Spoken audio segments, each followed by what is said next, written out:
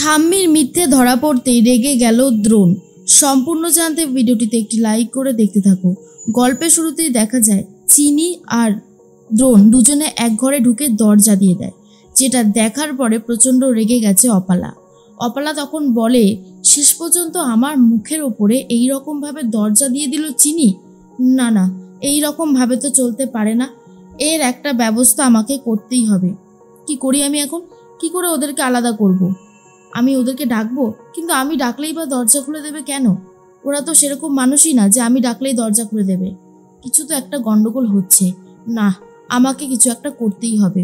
এইভাবে হাত পা গুটিয়ে বসে থাকা যাবে না।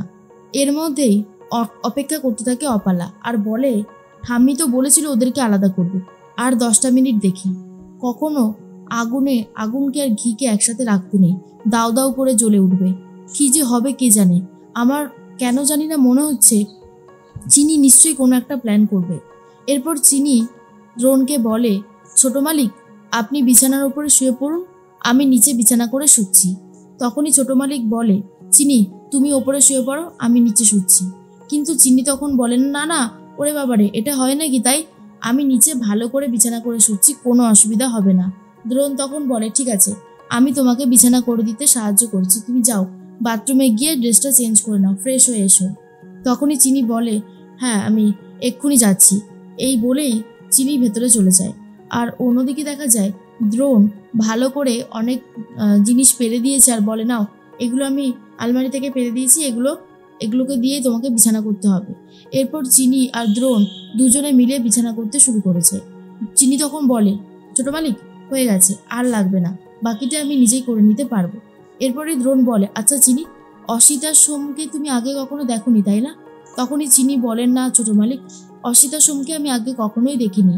তবে হ্যাঁ, উনি আজকে আমাকে যা যা কথা বলেছেন সেটা আমি খুব ভালো মতন বুঝতে পেরেছি যে আমার বাবা মাকে সরানোর পিছনে কার হাত রয়েছে। দ্রোণ তখন বলে, চুপ করে আছো কেন, বলো কার হাত রয়েছে? তখনই চিনি বলে, না ছোট মালিক, আমি আপনাকে এখন কিছু জানাবো না। প্রমাণ ছাড়া আপনাকে কিছু জানাতে গেলেই তো আপনি আবার রেগে উঠবেন, আমার সেটা ভালো লাগবে না। সমস্ত কথা তো আর আপনি বিশ্বাস করতে পারেন না। দ্রোণ তখন বলে, বিশ্বাস করার মতন কথা বললেই তো বিশ্বাস করতে পারবো, তাই নয় কি? সেজন্যই তো জিজ্ঞেস করছি, উত্তরটা দাও। এরপরেই চিনি বলে, আমি আর কি উত্তর দেব, আপনি নিজেই দেখতে পারবেন। তবে হ্যাঁ, আমি এটুকু জানি, অসিতা সোম যেটা বলেছে সেই কথাগুলো অক্ষরে অক্ষরে সত্যি। এর মধ্যেই অপালা স্বপ্ন দেখে চিনি আর দ্রোণ কাছাকাছি চলে এসেছে। স্বপ্নটা দেখার পরেই চিৎকার করে ওঠে। আর অন্যদিকে এসে অন্তরা দরজা ধাক্কা দিতে থাকে আর বলে, দ্রোণ দ্রোণ, দরজাটা একবার খোল না। দ্রোণ তখন বলে, এত রাতে মায়ের গলা কি হলো আবার? দরজাটা খুলতেই অন্তরা বলে, দেখ না, ঠাম্মি বাথরুমে পা পিছলে পড়ে গেছে, অবস্থা খুবই খারাপ, শিগগিরই চল। এরপর দ্রোণকে নিয়ে অন্তরা চলে যায়। চিনি মনে মনে ভাবে, ঠাম্মির এটা নতুন কোনো প্ল্যান নয় তো। এরপরেই চলে এসেছে অপালা আর বলে, কি ব্যাপার চিনি, কি করছো?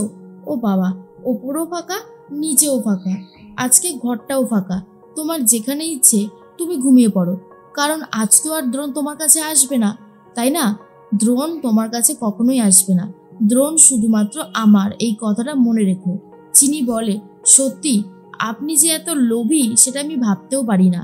একটা ছেলেকে নিয়ে আপনি শেষ পর্যন্ত এরকম বাড়াবাড়ি করছেন অপালা ম্যাডাম। আপনি জানেন না ছোট মালিকের আমার সাথে বিয়ে হয়ে গেছে, তারপরেও যে আপনি কি করে এই জিনিসগুলো করছেন কে জানে। আমার তো খুবই খারাপ লাগছে। এর মধ্যেই ঠাম্মির ঘরে চলে গেছে চিনি। ঠাম্মিকে দেখে দূরে দাঁড়িয়ে আছে, মনে মনে ভাবতে থাকে পুরোটাই একটা সাজানো গোছানো প্ল্যান, এছাড়া আর কিচ্ছু না। এরপরেই দ্রোণ বলে, ঠাম্মি তুমি পড়ে গেলে কি করে? তখনই পিসিমণি এসে বলে, সেই তো, তুমি বাথরুমে দেখে শুনে পা দাওনি বৌদি? আর তখন ঠাম্মি বলে, এই শোনো ঠাকুরজি, এখানে এসে না কাটা ঘায়ে নুনে ছিটে দিতে হবে না। আমি যদি জানতাম এই বাথরুমে সাবান জল ফেলা রয়েছে বা জল পড়ে রয়েছে, তাহলে তো আমি ঠিক সাবধানে যেতাম, তাই না? ভালো মতন দেখিনি আর পড়ে গেছি, আর এখন পড়ে গেছি বলে তোমরা কি আমাকে কথা শোনাবে? দ্রোণ তখন বলে, না না ঠাম্মি, কেউ তোমাকে কথা শোনাবে কেন? মানুষ তো পড়ে যেতেই পারে, অ্যাক্সিডেন্ট কি আর বলে কয়ে হয়? তোমার কোমরে মনে খুব চোট লেগেছে তাই না? আমি দেখছি কি করা যায়। এরপরেই চিনি ভাবে বুদ্ধিটা আমাকেই অ্যাপ্লাই করতে হবে। এরপর চিনি বলে, ছোট মালিক, আমি বলছিলাম কি, আমি বরং ঠাম্মির কাছে থাকি, আমি ঠাম্মির কাছে থেকে ঠাম্মিকে সুস্থ করে তোলার চেষ্টা করি। অপালা তখন বলে, কেন? তুমি কেন থাকবে? আমি আছি তো দ্রোণ, আমি আর তুমি বরং ঠাম্মির কাছাকাছি থাকি, ঠাম্মি দেখবে ঠিকই সুস্থ হয়ে যাবে। দ্রোণ তখন বলে, আমার মনে হয় এখানে চিনির থাকাটাই ভালো হবে। অন্তরা বলে, চিনি? চিনি কি করে সব কিছু করবে? তখনই চিনি বলে, কেন পারবো না? অবশ্যই পারবো। অপালা ম্যাডাম তো আর নার্সিং কোর্স করেনি যে অপালা ম্যাডাম নার্স হয়ে ঠাম্মির পাশে থাকবে। এরপর অপালা ম্যাডাম আর কোনো কথাই বলতে পারে না।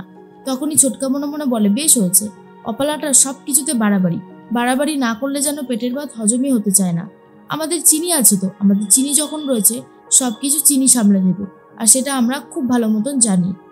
এর মধ্যেই দেখা যায় চিনি ঠাম্মিকে বলে পাশে গিয়ে, ঠাম্মি, আমি কিন্তু জানি আপনি পুরোটাই একটা সাজানো গোছানো নাটক করছেন। ইস, ভাবতেও অবাক লাগে, শেষ পর্যন্ত আপনি নাটক করছেন এইভাবে। এরপর ঠাম্মি বলে, চিনি মুখ সামলে কথা বলো, তুমি দেখছো না আমি পড়ে গেছি, আমার কতটা আঘাত লেগেছে? চিনি বলে, তাই না? আঘাত লেগেছে, যাই হোক, আমি আজকে এই ঘরেই আছি, আপনার সেবা শুশ্রূষা আমিই করব। এরপর চিনি বলে, ছোট মালিক, একটা কথা ছিল, যেই কথাটা না বললেই নয়। তখনই ছোট মালিক বলে, হ্যাঁ বলো, কি বলবে? চিনি বলে, অসিতাশ্রমের ব্যাপারে তো তখন পুরো কথাটা বলাই হলো না, তাই আমি এখনই বলবো বলে ঠিক করেছি। অসিতাশ্রমের ব্যাপারে কথাগুলো এখনই বলে নেওয়াটা দরকার।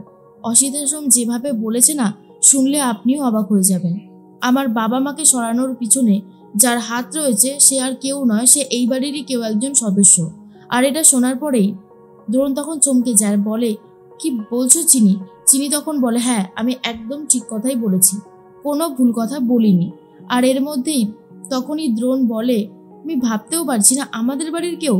এরপর চিনি বলে, আমি বলছি তার নামটা কি।